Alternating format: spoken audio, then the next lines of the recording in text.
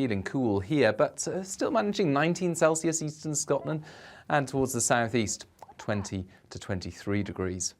Saturday night brings clear skies for much of England and Wales, but cloudier conditions further north and still a strong wind, still some showers coming in. And it's a mild night because of the strength of the wind, but again, in the south, a few mist patches, temperatures in the single figures in some sheltered spots first thing Sunday. And actually, Sunday does promise to be a less windy day on the whole and a less showery day. Still plenty of showers around for Scotland, Northern Ireland, Northern England. Still a blustery wind, but further south we keep the sunny skies and the lighter winds, and it'll feel warmer as a result.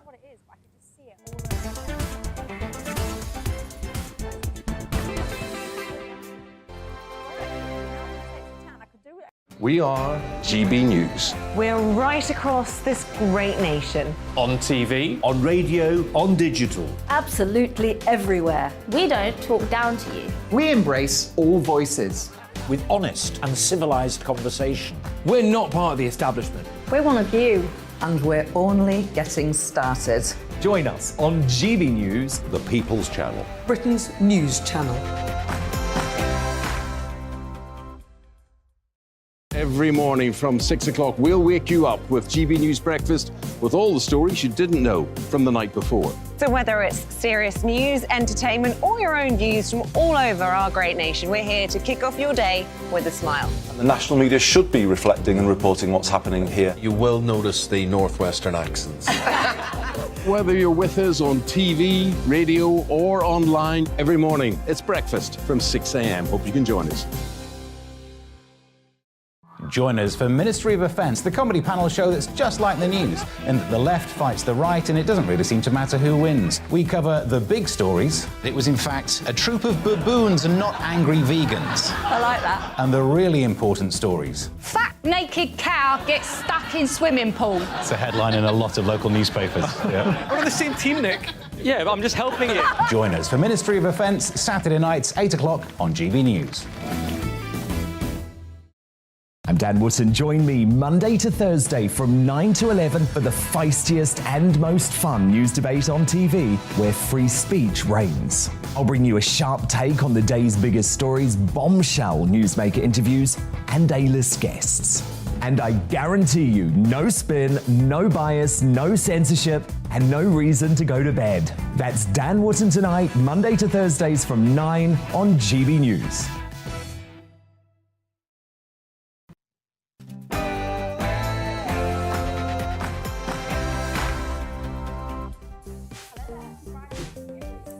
I'm Michelle Dewberry, and this is Dewbs & Co, the show where we'll get into some of the things that have got you talking today. Now, whether it's the public sector or the private sector, you know, whether it's strike action or quieter discontent, the demands and shouts and cries for pay rises are coming thick and fast.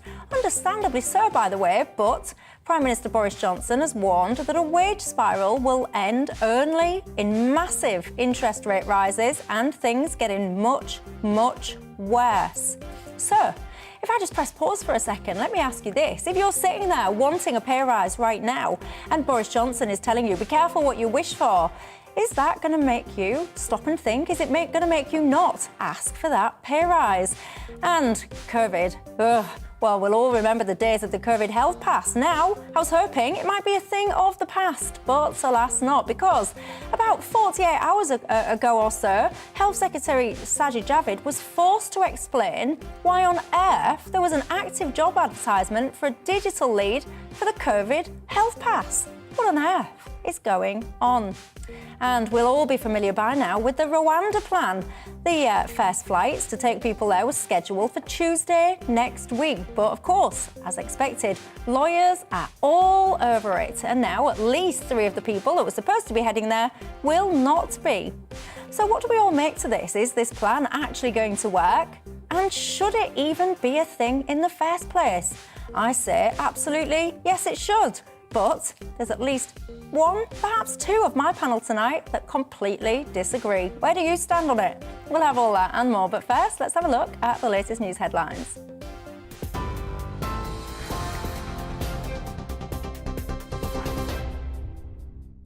Thanks, Michelle. I'm Ray Addison. Here's the latest from the GB Newsroom. The Home Office has told the High Court another 2 asylum seekers will have their deportation to Rwanda cancelled. That brings the total to 5. Almost 100 legal challenges have been made against the government's policy, with lawyers arguing that Rwanda is not safe. A verdict is expected shortly. The Prime Minister says he still hopes the first flight will go ahead next week as planned. However, Labour leader Sir Keir Starmer says it's the wrong approach. The government's Rwanda scheme is a chaotic diversion, not thought through scheme which isn't going to solve the problems. Of course we don't want people making that dangerous crossing. Of course we want to clamp down on the people smugglers. The way to do that is to have a proper plan with the French authorities and a proper plan for upstream operations to intercept these groups before they even arrive on the north coast of France. Meanwhile, the Labour leader has confirmed that his party will vote against the government's plan to override elements of the Northern Ireland Protocol when it's brought to the Commons on Monday. After meeting with political leaders in Northern Ireland, Sir Keir Starmer says he believes the deadlock over power sharing can be resolved through negotiation. The DUP is refusing to form an executive in protest against the protocol. Boris Johnson has ordered ministers to do everything in their power to secure the release of 2 British men sentenced to death in Ukraine's separatist region of Donetsk. Aidan Aslin and Sean Pinner were found guilty of mercenary activities by a court there. The Foreign Secretary Liz Truss has described the verdict as a sham, and she's raised it with her Ukrainian counterpart. Deputy Director for Research at Amnesty International, Denis Krivosheevs, says Russia must respect the men's rights. This is not a trial. There should be no decision which is called death penalty, which it isn't. And they should be treated as any prisoners of war under the Geneva Conventions. None of that is happening. That's what must happen. So cancel that decision. Don't pretend it's a trial, and provide them with their rights, which they have as prisoners of war. The Defence Secretary has visited President Zelensky to discuss sending further military support to Ukraine. The Ministry of Defence says Ben Wallace's unannounced trip to Kyiv is a show of continued support. Meanwhile, the mayor of Mariupol has warned that cholera and other diseases could kill thousands of people as bodies lie uncollected. 2 people have been jailed after a 10-year-old boy was mauled to death by an American bully breed of dog called Beast. Jack Liz was attacked at a friend's house in Pentwyn, South Wales in November last year. 19-year-old Brandon Hayden has been jailed for 4.5 years after pleading guilty to owning the dog. 29-year-old Amy Salter was sentenced to 3 years in prison for being in charge of an out-of-control animal. A manhunt is underway after a teenager was stabbed to death at his home in Manchester. The mother of the 14-year-old boy was also treated for serious injuries, but is now in a stable condition. Police have described the attack, which happened in Miles Platting, as ferocious. They're looking for an Asian man in his 40s who was known to the victims. They've warned the public not to approach him. Transport for London and First Group are expected to admit failings over the Croydon tram crash. 7 passengers died and 51 were injured when a tram derailed in South London in 2016. TfL and the tram owner are accused of health and safety failings causing the incident. Transport for London says a guilty plea will enable court proceedings to come to a conclusion as promptly as possible. 14,000 new school places will be created as part of the government's Levelling Up plans. Up to 75 new free schools and sixth forms will open in 55 areas. The first expected to open in September 2025. School Standards Minister Robin Walker told GBNews supporting younger generations is a priority. We need to be levelling up across the country, and that's why I think the targeting of the support for schools that I'm announcing today is really important. We've got these 55 education investment areas. We want to prioritise those for new schools so that actually areas where perhaps children haven't had the opportunity to progress post-16 previously can have that gap filled. Have that opportunity to go as far as they can in their education and perhaps to go on to university, perhaps to take our new T-levels so that they can have the best chances in the workplace. Well, we're on TV, online and on DAB+ radio. This, of course, is GB News. Now back to Dewbs & Co.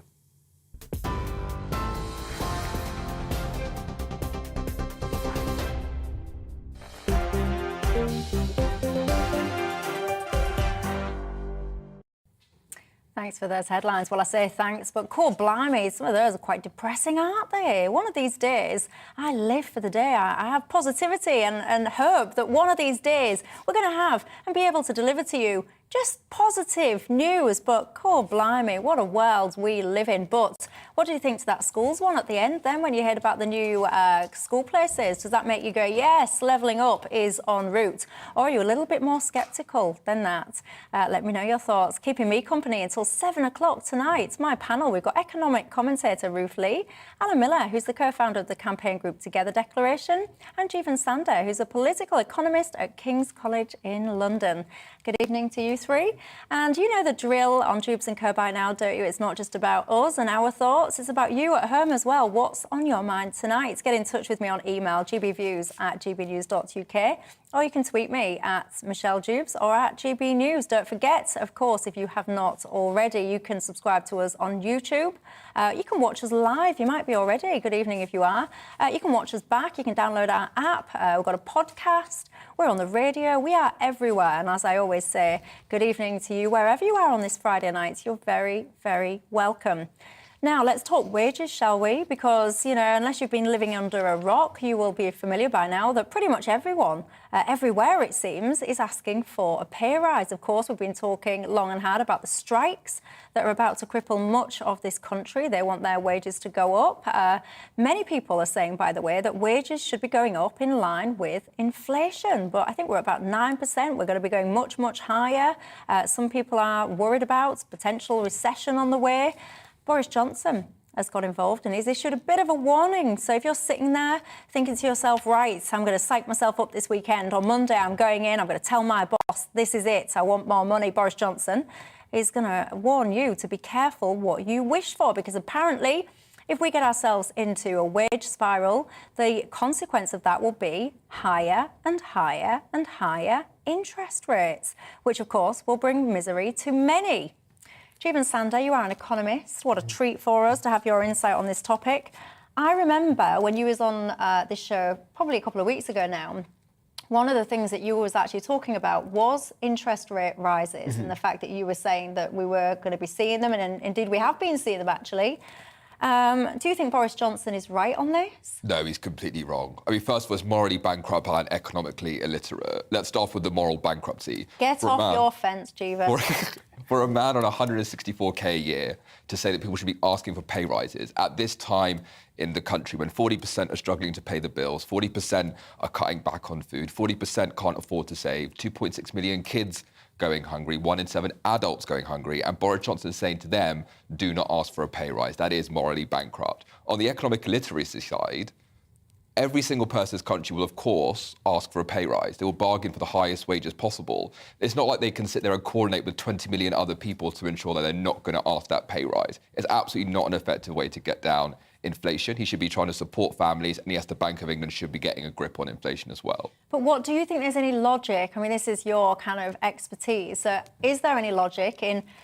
I was just about to tell you how interest rate rises are intended to quash inflation, but you tell us, you know, this interest rates as a mechanism, that is intended, isn't it, to ensure that people have less disposable income, etc., to help with inflation, is it not? Yeah, that's exactly right. So the interest rates rise are there to quash inflation, as you say. So the interest rates are the price of money. When interest rates are low, there's kind of a lot of money being created. When interest rates go higher, the price of money goes up, and therefore there's less money and also less inflation. It is for the Bank of England to sort that out. And on the other side as well, the Bank of England also printed around £900 billion in cash for quantitative easing. It's time to end that. It's time to bring that money back and burn the cash. But if you've got, on the one hand, if I think of a homeowner, so I don't know, they've come to the end of their fixed product, their interest rates have gone up, so they by definition have got less disposable income. So then people might say, well, OK, on one sense, very not pleasant for the homeowner, but on one sense, economically, that's at least going to reduce potentially demand. You're surely then going to counter that if you're then giving people more disposable income when it comes to interest rates, by the way. Are we not? So in terms of the The Bank of England's job is to deal with inflation. And actually, as we're seeing now, inflation does harm everybody. And yes, it's true those interest rate rises will harm disposable income of homeowners. Now, when the Treasury puts money back in people's pockets, that's for them to try and help out with the cost of living crisis. But if we're really concerned about that and that spending, then actually the government can also tax on the other side to kind of balance it out. So there is a way to do this, but it is kind of a fine path to thread. And what a treat, because to the left of me, not only have I got the handsome Alan Miller, who I'll come to in just a second, but I have also got the expert, the economic expert as well. Ruth, good evening to you, sir. What do you think? Do you agree with Jeevan or not? Not quite. Oh. I think that's the nicest way of putting it, because I don't wish to offend him. But no, joking apart, I think Boris Johnson and the Bank of England are very right to be concerned about a wage price spiral, because I do remember it from the 1970s and it is utterly damaging. And also, I think, you know, when Boris Johnson was talking about it, if there is the wage price spiral, then it will lead to higher interest rates, and we don't want that. And I think, again, he's right. And as I say, it's not just Boris Johnson that's concerned about the wage price spiral, it is also the Bank of England. And the governor, that is Andrew Bailey, has been saying for several weeks now that if people just push for higher wages, of course, he will have to put up interest rates. There's not much he can do about the increase in energy prices. I mean, the bank can't do very much about that. They can't do very much about the increase in fuel prices, but at least by putting up interest rates and dampening activity, they hope to dampen the wage price spiral, which they do regard as very damaging. So I would say that as a first point. And you mentioned the 70s, by the way. Just whilst we're talking, I'll just pop onto the screen, actually, a couple of graphics I think we've got from the 70s. But some viewers, Ruth, they won't be as familiar as what you are in terms of when you're referring to the 70s. So just very briefly explain to people what did happen in the 70s. I'm showing you, by the way, inflation. You can see the spike there. That was the 70s. But well, I was working in the Treasury in the early 70s, believe it or not, and then the mid-70s I was in the Civil Service College. Price inflation. Was that your fault then, this massive spike that I'm seeing there? That's probably one of my diagrams. Right. But, I mean, joking apart, make sure copyright then. Inflation peaked at about 25%. I remember having a pay rise of 30%, believe it or not. I think it was in 1975. And you'd go to a shop and they didn't even have printed menus anymore for the prices. They just pencil them in. It was inflation and the wage price spiral. So we don't want a repetition of that. No, we do not. But if I could make a couple of other points. Actually, before you make that, a couple of other, let me just bring Alan in for a second, then I'll come back to you for your next point. Alan? Well, I agree that it's illiteracy. I also think it's another I word, which is ironic, and I think it's also another I word, which is insulting.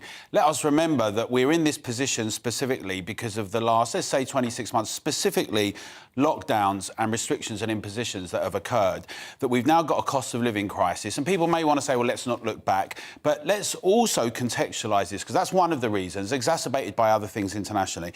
But let's look back and be honest. In the last 3 decades, Britain's capacity to develop its wage growth has been minimal. It's been sluggish. We've got a zombie economy with zombie companies. We don't allow them to fail. We don't reinvest in training for people that might lose their jobs. So there's a risk-averse approach that we've got. And the chickens are coming home to roost. I actually think that we can have real huge wealth creation for everyone, where everyone gets enormously benefited higher wages, and we don't have the prospect of doom that we're faced with. But that takes resolution. It means that some companies are allowed to fail. We stop this quantitative easing, printing of money non-stop that we saw through the last 26 months and prior to that. And we see all the bailouts. So where's this money tree all being resolved? We've got to get back to productive wealth creation where everyone benefits and earns more and not have this dichotomy between one or the other.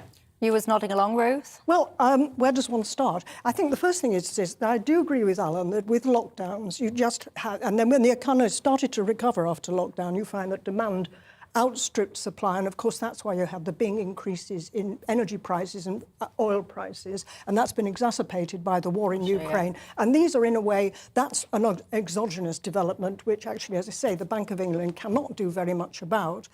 But, I mean, and I would like to think that we would have all this activity to get the economy going. I don't disagree with you about that. But let's just think of 2 other things and what can actually the government do about it in the near term. For a start, it is worth reminding ourselves that Sunak has already brought out 2 major packages for easing the cost of living crisis, which have been biased towards the lower paid, but not entirely for the lower paid. There was the one in February, which he discussed again at the spring statement, and then he came out with quite a big package, 15 billion odd, of help in May. So he's done quite a lot. But what I would like to see, and I think this was discussed in the previous programme actually, was why not actually go for these price increases directly? In other words, look at the energy prices and cut VAT, cut the green levies that are perhaps, 10% of the total bill. Look at the fuel prices, because I think with fuel prices now about 45% is tax.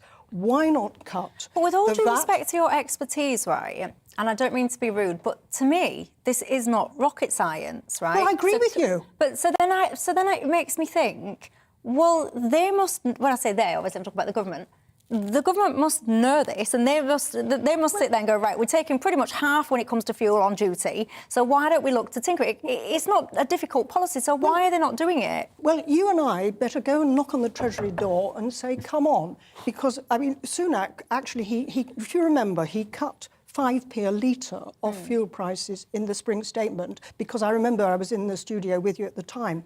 Well, 5p sort of disappeared now, given the new fuel prices. But as I say, I understand that tax is about 45% of fuel prices in petrol and diesel. 45%, that is a lot. I mean, they could afford to cut the duty further, in my opinion, and they could afford to cut the VAT. And you would immediately have a knock-on effect on inflation. But, Jeevan, it's not just the government that are not doing this. I've been quite surprised not to hear opposition parties suggesting this. So then it makes me think, but it's not rocket science, so why isn't anyone wanting to or suggesting this policy? So we had, I think, there was the direct support to households. I do think actually fuel duty is certainly a cut we should look at. The worry is, look, as everyone else is kind of appreciating, people don't really feel it at the pumps. And actually the right thing to do from my perspective is to get money in their pockets. But certainly as well, also, yeah, if you can get energy prices down at this point in time, it's not something bad to consider, but the government, of course, would have to But you would, subsidise if that. you did, say, if we're, I mean, let's round up the numbers. So obviously, don't start everyone getting in touch saying it's not 50%, because I know it's not 50%, but for simplistic reasons, if we just round it up and say, you know, pretty much 50% is duty, taxes, whatever you want to call it, if they took a big dent of that, say half of that, you would feel that at the pump. You would. So then this is what I can't get my head around. It's not rocket science. So why is it not either being proposed by the government or suggested by the opposition? My suspicion is that actually, like, they think the cut would be the amount it raises in revenue is too large to touch, is my suspicion. And I think on the other side of the thing, people won't feel it enough. I would also say that, like, I completely appreciate everyone is feeling this. Like, in London, we're lucky. We have lots of public transport, but I know 60% of people need to use a car. Actually, on the longer term as well, getting more public transport is key. Alan? Well, I'll just say another thing. Firstly, we need to be far more robust in our adventurousness around energy and independence. We've got lots of waves here, tidal wave technology, as well as nuclear and a range of other issues. But there's also the fact that people don't want to touch this green issue, and that needs to be addressed, and it's not being honestly debated.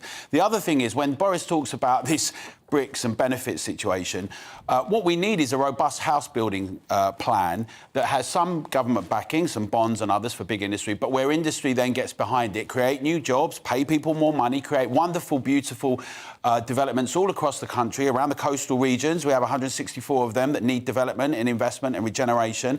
And let's get house building, let's get young people to be able to afford those places. Let's have a situation where we have a robust, dynamic situation. We've been through a terrible couple of years. Whatever anyone thinks about that, let's look forward with the best foot forward and have some ambition and scope, rather than always about restrictions and impositions. It's utterly insulting that we should be presented with this. Well, Bob in Sheffield, just before I come back to you, Ruth, Bob in Sheffield says, Michelle, I am a self-employed business owner, and in order to keep my business afloat, I have not drawn any wages since January, due in part to cost inflation.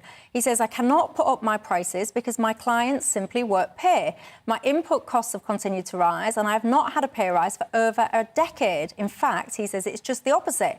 Pay decreases in the private sector are not uncommon. Well, that's right. And I think Alan has mentioned the green issues, and I suspect this is why the government is so reluctant just to cut the duty and the VAT on fuel because, of course, they're meant to be weaning us off these horrible fossil fuels.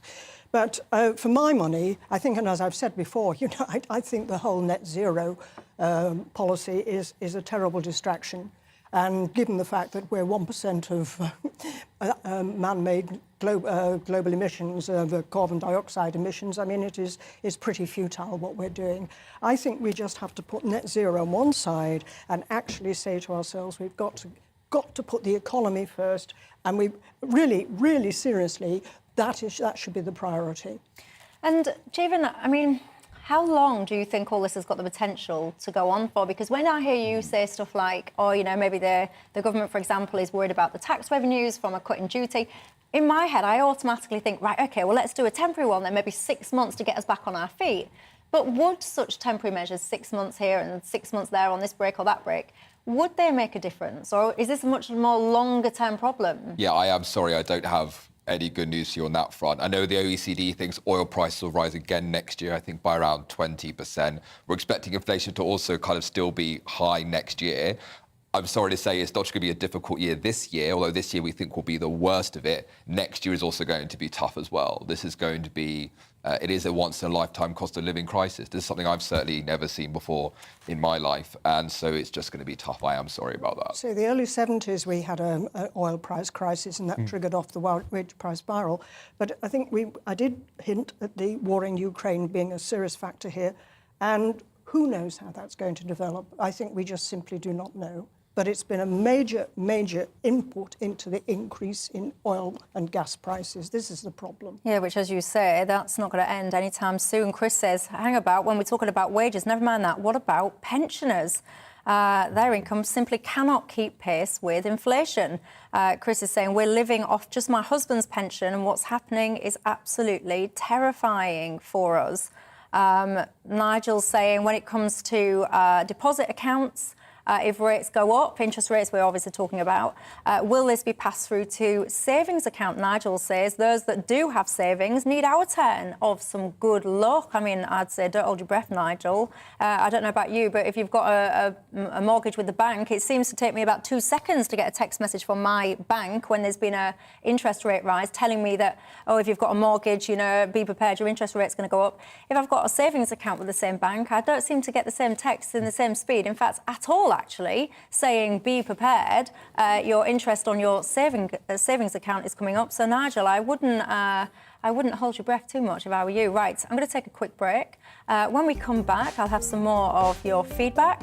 And also, I want to talk to you about COVID. You know, hopefully, it was getting to the point where it's a thing of the past. But what do we make to this? An advert for a digital lead for the COVID pass that was active for as recent as probably about 48 hours ago. Why on earth is that? I'll have lots of your comments coming up as well. My favourite one, just to end before I go to a break, is Paul. He says, I love the discussions on your show.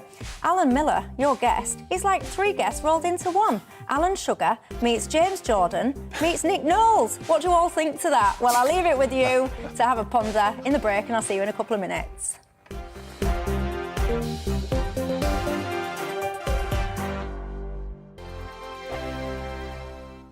We are GB News. We're right across this great nation. On TV, on radio, on digital. Absolutely everywhere. We don't talk down to you. We embrace all voices. With honest and civilised conversation. we're not part of the establishment. We're one of you. And we're only getting started. Join us on GB News, The People's Channel. Britain's news channel. Every morning from 6 o'clock, we'll wake you up with GB News Breakfast with all the stories you didn't know from the night before. So whether it's serious news, entertainment, or your own views from all over our great nation, we're here to kick off your day with a smile. And the national media should be reflecting and reporting what's happening here. You will notice the northwestern accents. Whether you're with us on TV, radio, or online, every morning, it's breakfast from 6 a.m. Hope you can join us. Join us for Ministry of Offence, the comedy panel show that's just like the news, in that the left fights the right and it doesn't really seem to matter who wins. We cover the big stories. It was in fact a troop of baboons and not angry vegans. I like that. And the really important stories. Fat naked cow gets stuck in swimming pool. It's a headline in a lot of local newspapers. Yeah. We're on the same team, Nick. Yeah, but I'm just helping you. Join us for Ministry of Offence, Saturday nights, 8 o'clock on GB News. I'm Dan Wootton. Join me Monday to Thursday from 9 to 11 for the feistiest and most fun news debate on TV, where free speech reigns. I'll bring you a sharp take on the day's biggest stories, bombshell newsmaker interviews, and A-list guests. And I guarantee you, no spin, no bias, no censorship, and no reason to go to bed. That's Dan Wootton tonight, Monday to Thursdays from 9 on GB News.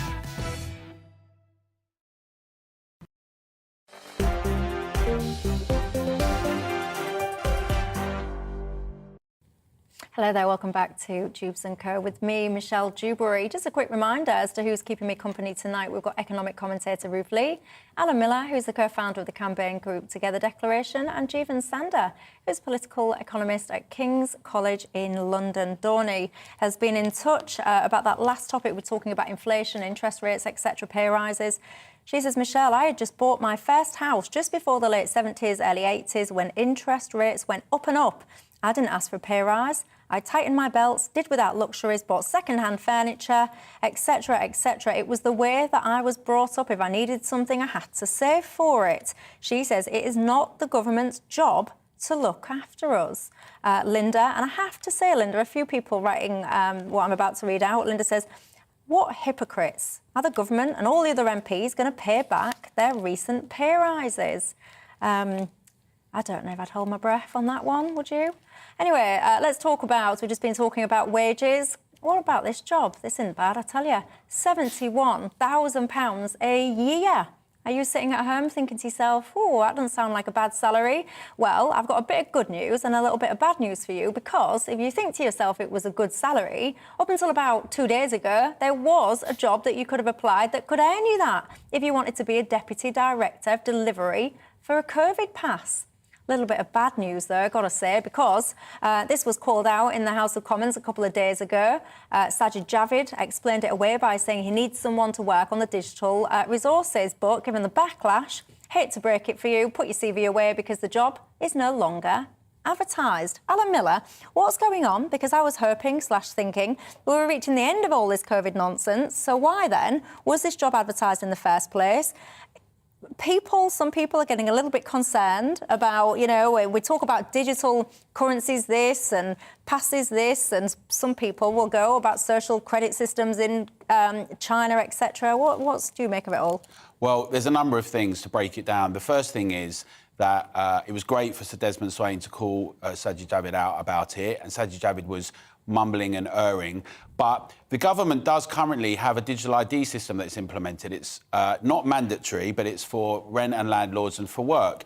And but we know, as with a demographic like older people who find it very difficult to do online banking and with apps and all of that, it's going to start meaning that some people can't participate. Now, the crucial issue is it going to be compulsory, and does it have to be part of our society? Then there's another couple of questions that are linked to this, which is that the European Union has a COVID pass. They've done a deal with Deutsche Telekom, T-Systems, so 400 million people are going to have that within the EU, and the World Health Organization has also done a deal with Deutsche Telekom. So by default, we're going to probably need it to travel. Now, borders are different, right? So when you go away, you do different things. However, we know that with the kind of policy creep that continues all the time, that it's also that the NHS app has already been established to work with the EU. So you've got a situation by default that it's being set up, and Sajid Javid, I think, whether he knows or not, and he said various things and then come back on them and change his position, as we know, whether it's about mandates or a range of things.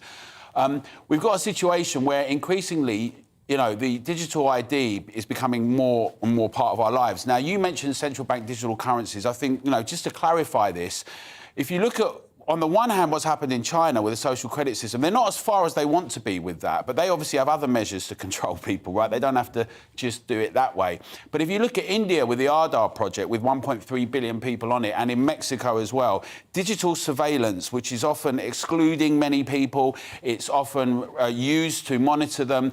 All of these things are a problem. So it's not the technology itself so much, but it's the use of it and the application. And that's why the Together Declaration had over 200,000 people that have signed to challenge having Show Me Your Papers in Britain. And we've sent a message to the government and to MPs up and down the country that we're going to continue to be vigilant on this. We're not going to allow a situation where Show Me Your Papers exists in Britain, and we're going to fight against that. Ruth, where do you stand on well, this? I sympathise with a lot of what Alan has said, and he obviously knows a lot more about it than I do. But it was a farce in the Commons. There was Sajid Javid going on about this £71,000 job when he said we didn't need it anymore and it was obsolete. And Peter Bone cried out, good old Peter Bone, scrap it! Because Peter Bone's a sensible sort of chap. But I think what worries me is the hidden agenda of endless extra surveillance that you actually can't get through life with this surveillance. I find that really creepy. It's sort of like, you know, it's like, I don't know, it's Big Brother, isn't it? It's horrible. Well, are you at home worried about this? Are you listening to what we're talking about and thinking, not for me? Or are you sitting there thinking, well, what's the problem? I don't get it. Jeevan, where do you stand? I actually have COVID amnesia. I completely forgot we had this pass. I completely forgot this was actually a thing. My assumption is, and I don't know this for sure, is that the reason why it was there was for travel, because I think then it's kind of used to be useful. But otherwise, I think this age has ended, right? This age of the COVID pass has ended, and we should be glad about that. But this is the point there, because one might think and hope that it's ended. But if there is an active job role today, when I say today, by the way, I'm talking today loosely, what I mean is about 48 hours ago, so earlier this week. So today, pretty much 2 days ago, there was a job that was advertising a digital lead for the COVID health pass. So if this has ended, if we're coming out the other side of it, then what on earth do you need to hire a new lead for this project for, if you're not putting coal on the fire and stirring it all up again? So I can't speak for the department. My assumption is it would have been for travel. But look, there's clearly consensus, I think, on this panel, I assume in the country as well. We're not going to go back to those NHS COVID passes. We're not going to have them. I don't think the public wants them. And also, look, the vaccines worked. We are, thankfully, out of the worst pandemic. See, I admire your optimism, Jeevan. I'll give you that. But I'm not sure it is as clear-cut as what Jeevan's saying, Alan. He's saying we're not going to go back to these passes, you know, we're almost out of it, the vaccines were... I'm not sure about this. Well, let's just explore it a little bit deeper. Let's take the travel, and you do things differently at borders. We have to show our passports. We allow our bags to be checked. However, if it's just in the context of the vaccine that works, you can still transmit it and get it. And therefore, why are you showing something about whether you've had it or not? It makes no sense. So we have a digital system that's being rolled out internationally, globally, to show something that doesn't actually stop you getting something or passing it on, and it only really protects you for a very short period of time. Now, that's great if it does protect you and stop you getting seriously ill, particularly highly vulnerable groups. However, why are we having a worldwide rollout of something that's done on that basis? That's the question. Now, we can only control what we can do domestically, but I would encourage everyone internationally, as we are doing, to challenge their leaders domestically, because we are seeing that there are institutions and organisations, groups like the European Union, the World Health Organization and others that are really pushing this strongly. And one would ask why, what are the benefits of it versus the risks? And the concerns around surveillance and monitoring citizens, movement, and the ability to say, well, a bit like President Trudeau did with the Canadian truckers, well, not just the truckers, people who gave money towards supporting them. Well, we don't like what you've done, so we're going to confiscate your bank account. So when you start having a situation like that where you can actually see what's going on, and you've got central bank digital currencies where you can lock on and lock off very quickly anything, you can immediately shut things down. That's a very concerning moment for anyone who cares about freedom and democracy in society. And I think the key point, one of the key points that you've just raised there, and I don't think a lot of people quite grasp how bad this was. So the Canadian trucker thing, whatever you think to that, or you don't think to that, whatever, each their own, almost irrelevant. you reach a situation where if you were a supporter of this campaign, and many people were, again, irrelevant what you think to that, if they decided to donate some money to help these truckers with their costs or whatever whilst they were protesting, we reached a situation, I say we, obviously I mean Canada, we reached a situation where the donor's bank account was frozen because the government of the day didn't agree with the cause of the truckers. And I mean, I almost want to pause for dramatic effect because I almost feel a little bit, because we've had such a terrible time over the last few years, people have not really grasped the enormity of little by little, inch by inch, by inch by inch by inch. And maybe, I worry that perhaps people will go, well, I don't need to worry about that because that was in China. That was in Canada. I don't need to worry about the fact that they're locking people in their apartments over there because that one's in China. I don't need to worry about that because that's in New Zealand. And on it goes, and inch by inch and little by little. I am worried about some of Can I also it. just say this on this, because it's so important. You can just see, perhaps, could you not, like we had COVID marshals and we had fines, where you have a situation where everyone's monitored and it's all on this system, and then all of a sudden, and I think it was Jeremy Hunt that encouraged the idea of looking people in their actual houses and saying that the Chinese model was a good one. Yeah. And we're going to talk maybe about robots later on as well, but whether we do or don't, you can imagine a Robocop type moment. But the idea that you're in breach of something, maybe not if you're in 10 Downing Street, but everywhere else. And so you've got the thing about freedom and rights and privacy is that it's always about fighting and ensuring they're there. We are the custodians of a very particular way of life that is not the same everywhere around the world. If we had this conversation in some countries, I might be rounded up afterwards and taken away. And those freedoms and the privacy and autonomy and choice that we've got, we have to uphold and maintain. And that's why the potential risks, it's not the technology, it's the potential risks and harms of the use of this and the execution of it. And we need to vigilantly defend it. I'd encourage everyone to support the Together Declaration, but actually let your MPs know and make your voices heard, because we've shown we can have an impact on this. I'm afraid lockdown was a terrible precedent. Yeah, and actually, I don't know if you will have noticed today, by the way, there was a big headline, I think it was in the Mail Online, where it was about saying that there's been this, I shouldn't laugh because, you know, it will be very serious to many, but when they were saying that there's been this kind of increment in COVID cases, that's the headline. You've got this big map now, so you can go on, put your postcode in, find out how many people are infected near where you are, and all this and all that and all the other. It's like, hang on a second, because actually, when you drill down into the details, this was based on a survey. It was based on the backdrop of a declining in COVID cases in the first place. When you look at the so-called increment, some professional statisticians would argue that it was within the margin of error anyway. And my worry in all of this is that we're almost balancing on the edge of hysteria again. Yes, Stephen, we might have kind of come out of the COVID thing, but it's still there. It's kind of just bubbling under the surface. We've got conversations about monkeypox, haven't we? And then headlines like that today. So, yes, I worry about this. Do you? Alan says, we resoundingly refused ID cards many, many years ago, Michelle. This, in his mind, is the same. By stealth, he says no, no, no. And he puts all of the no's in capitals just to land that point. Jane says, thank goodness for the Together Declaration. And GBNews, lots of sentiment coming through, agreeing with you on that one, Alan.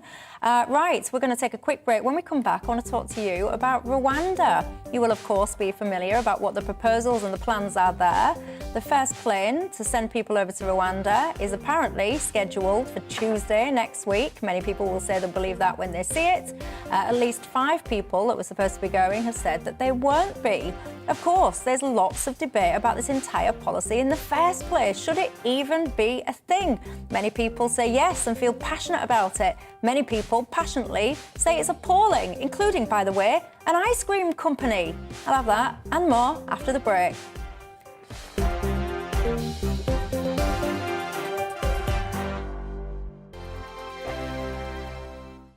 We are GB News. We're right across this great nation. On TV, on radio, on digital. Absolutely everywhere. We don't talk down to you. We embrace all voices.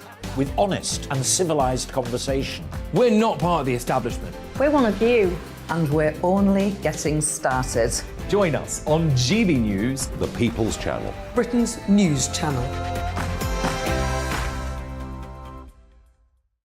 Every morning from 6 o'clock, we'll wake you up with GB News Breakfast with all the stories you didn't know from the night before. So whether it's serious news, entertainment, or your own views from all over our great nation, we're here to kick off your day with a smile. The national media should be reflecting and reporting what's happening here. You will notice the northwestern accents. Whether you're with us on TV, radio, or online every morning, it's breakfast from 6 a.m. Hope you can join us.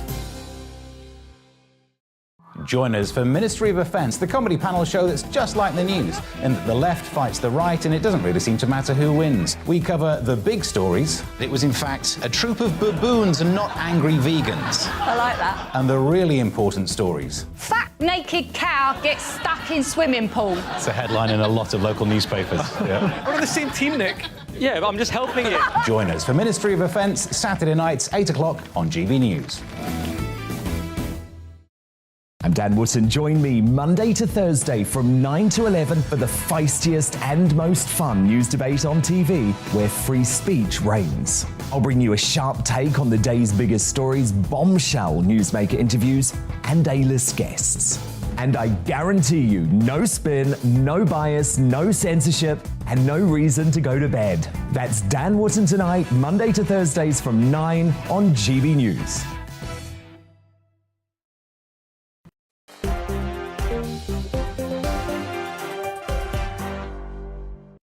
Hello there, welcome back to Dewbs & Co with me, Michelle Dewberry, keeping me company until 7 o'clock tonight. My panel, economic commentator Ruth Lee, Alan Miller, who's the co-founder of the campaign group Together Declaration, and Jeevan Sander, who's a political economist at King's College in London.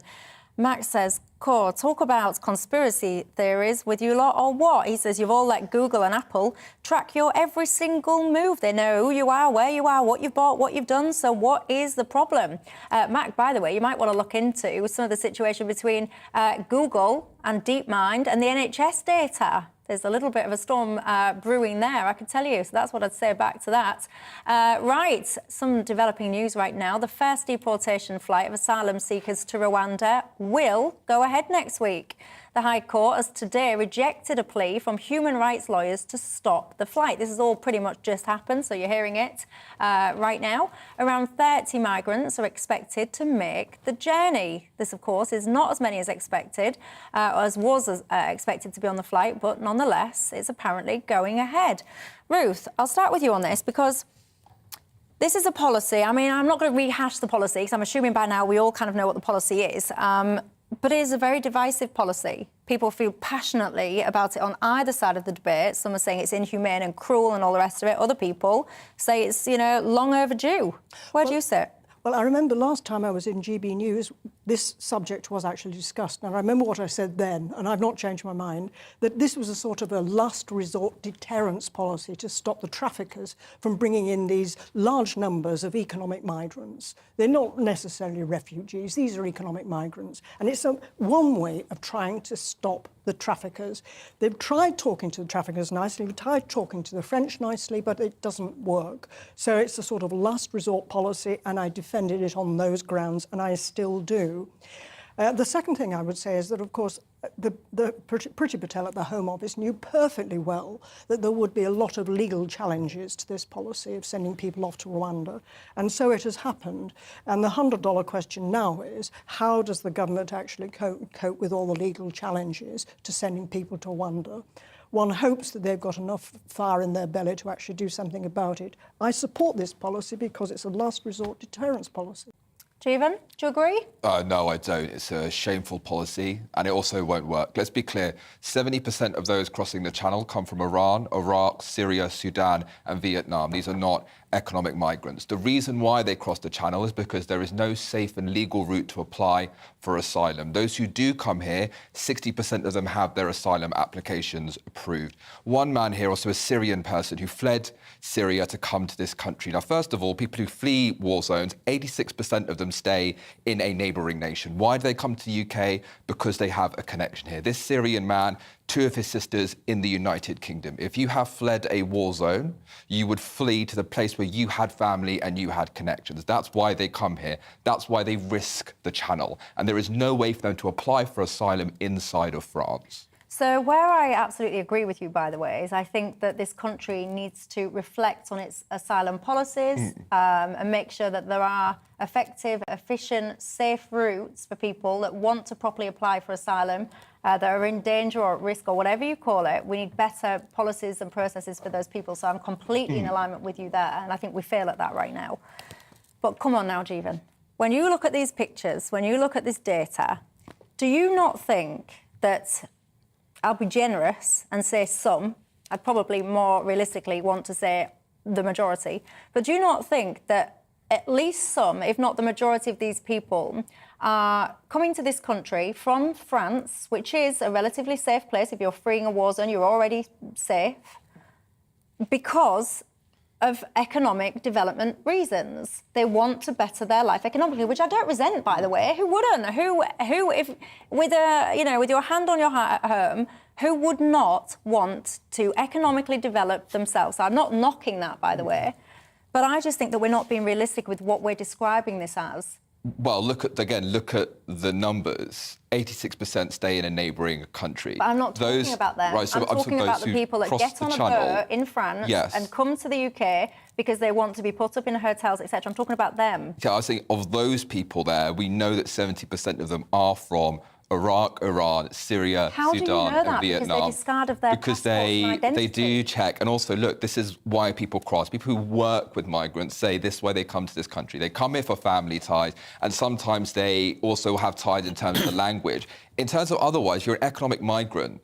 We know how hard life is in this country for migrants. We've seen that with the Windrush scandal. We're seeing it now with this policy as well. This is not a country that is exactly warm and welcoming and opening to those people. This is not the place to be if you want to earn a second, good I'm going to living. bring Alan in, because I know he's got an interesting take on this. But I just want to push back on you again, if I may, because anyone who wants to come to this country, and I think of the city that I'm in, Hull, and I can think of multiple hotels. There's a huge controversy at the moment around the student accommodation, a place called Cottingham it's called, that these people are being placed in.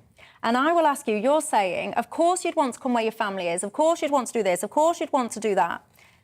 Do you not concede at all that actually there will be people now that understand that there is a system here to be played, that if you can get on this boat, spend a couple of grand or whatever it is that you need to do to get on this boat, that what will wait for you at the end will be a nice hotel, will be money, will be expensive legal aid paid for? Do you not think that there will be people that will play that system? First of all, legal aid in this country has been cut to the bone. There won't be much legal aid for them. But would you risk dying in the channel? We've already seen, of course, one boat being sunk. And I don't accept that actually you and I would not make this decision. You and I would not do that. Why not think that they also act and react in the way that people... It's in their best interest. People are smart, right? And they're not going to play this game. I could ping pong with you all day, but that's not fair to the other people on the channel, because I would push back and say that a lot of these crossings, they're done when the seas are very calm, when the channel is very calm. They're not crossing the channel because they're picked up halfway through and escorted nice and safely to the UK.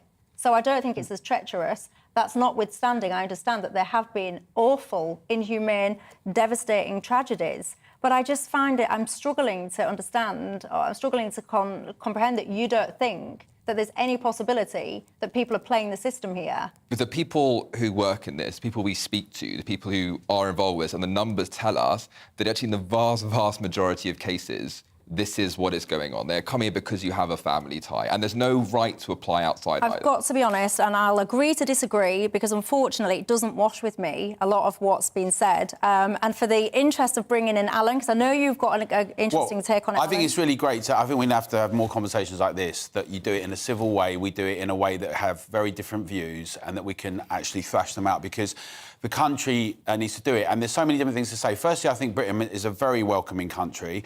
I think over the last 3 decades, things have been transformed. And if you look at all of the polling that was done during Brexit and all of that, it demonstrated that.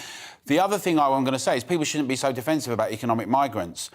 If you look at America, America was transformed through economic migrants. And actually, even those that are illegal that come in, they've got a path to actually becoming citizens.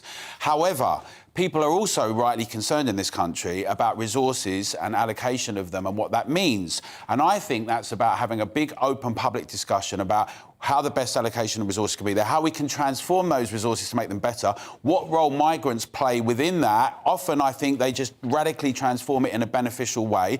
But we need to convince ordinary people, or I would say that I would try and convince people in towns that don't have industry and development that are very concerned. And there's a cultural conversation that people are petrified of having, right, about what it means to be British. Let's have a discussion about British values, about freedom, democracy, all the things we've been talking about earlier. The people are then terrified they'll be called racist if you start asserting them and saying, I want to have that conversation, which is utterly the opposite of racism as it happens. It's about a universal aspiration towards freedom and equality and rights.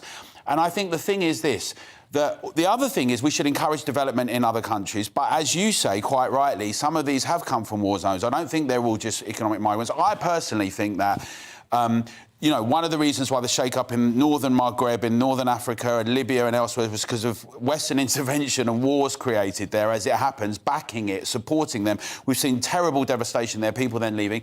Also, a hodgepodge of things in Syria, that's all true.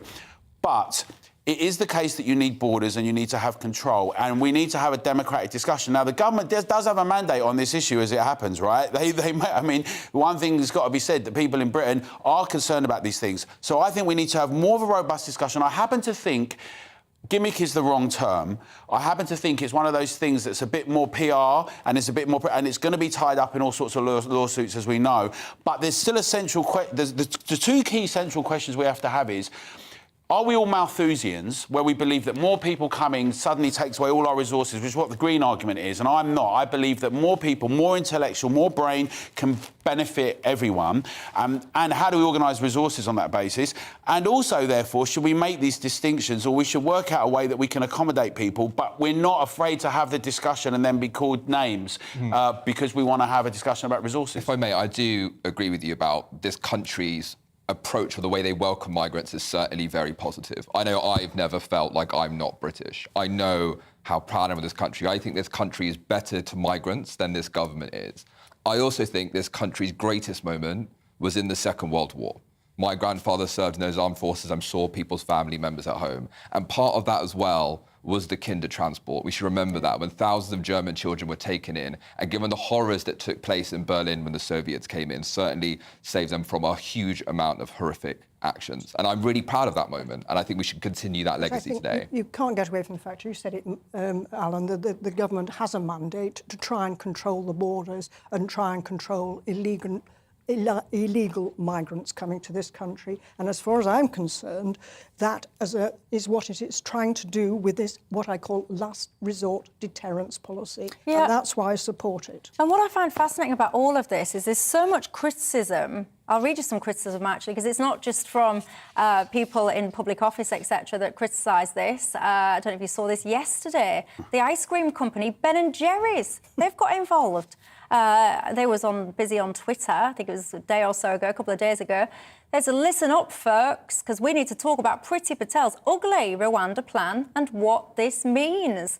It's gone on and on. It was a very long thread, by the way. It's basically, they're not pulling any punches. They feel very strongly about it, and that in itself has divided people. But I want to give you the final word on this, Jeevan. I have incredibly strong views about this. I think what's happening right now is absolutely appalling. And I find it fascinating that everybody's saying how awful it is, but no one's giving any real solutions as to what we should do. So we all agree that, yes, there should be longer-term, better, effective routes and efficient. We absolutely agree with that.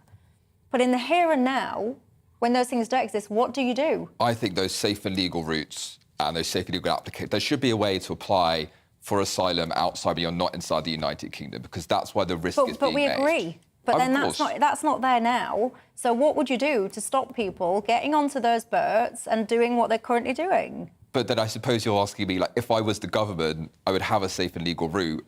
If I was the government, I wouldn't be doing this, right? That is an option available to the government. The government can absolutely do that if they want to. And they must control the borders. Can I just throw one little thing in here as well? That whilst people like Ben and Joe's and others, they're entitled to say what they want. I think everyone should say what they want. They might be surprised by some of the reaction. We should remember, everyone's gone very silent about the EU's policies on exporting out this. They've got a deal with Libyan coast guards where they prevent people coming into Fortress Europe. So allegedly, the EU, which is a welcoming place for everyone, similarly, they did a deal with Turkey, with Syrian migrants. So the whole idea that this is just an aberration, and everyone's very silent about the EU. If it's good for the goose, let it be good for the gander. I just think that bit is interesting, that no one's really made that much noise about the EU's ongoing policy, which have resulted in many deaths off the coast of Italy and elsewhere.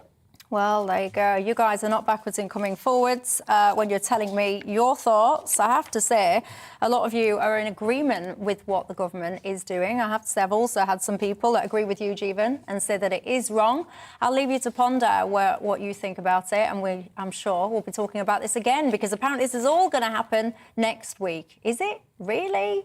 Anyway, that's all we've got time for. Alan, Ruth, Jeevan, thank you very much for your time, for your company, for your strong opinions, and thank you as well at home for your thoughts. Have yourself a fantastic weekend, and I will see you on Monday. Hello again, I'm Aidan McGibbon from the Met Office. A windy weekend in store, especially in the north. Showers, especially in the north, but some bright or sunny spells, especially in the south. A real contrast across the country from the north and northwest towards the south and southeast, because low pressure, an unusually deep area of low pressure, is edging close to the northwest of Scotland. Lots of isobars on the charts showing strong winds for many, but the strongest winds will affect northern western Scotland as well as Northern Ireland. Gales